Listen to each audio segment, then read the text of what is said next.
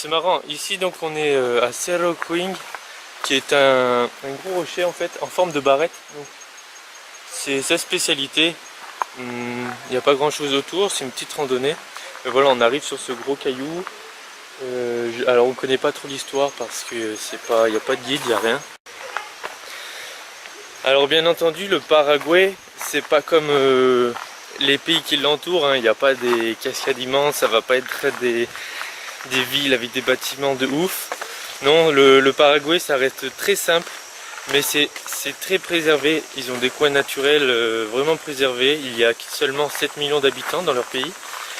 Mais ça va être, on va plus toucher plutôt sur la culture qui va nous intéresser, comme par exemple au Paraguay, ils parlent le guarani, qui est une langue indigène. Et donc à peu près pratiquement 100% de la population parle le guarani, donc c'est intéressant. Moi qui voulais apprendre l'espagnol, en venant en Amérique du Sud, voilà, on se retrouve avec le guarani. À ce moment du voyage, on s'apprête à quitter Ascension et sa province pour se diriger à Paraguari, qui est une petite ville dans le plus au sud du pays.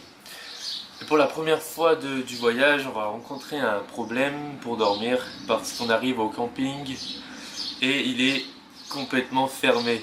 Et c'est donc la nuit, on arrive, c'est 8h, s'il commence à faire nuit, on est loin du centre et on décide donc de demander pour la première fois à une personne de nous héberger.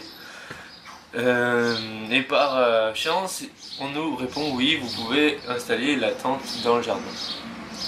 Au final, on passe une superbe soirée avec eux, on parle un peu de notre voyage, ils nous parlent un peu du pays.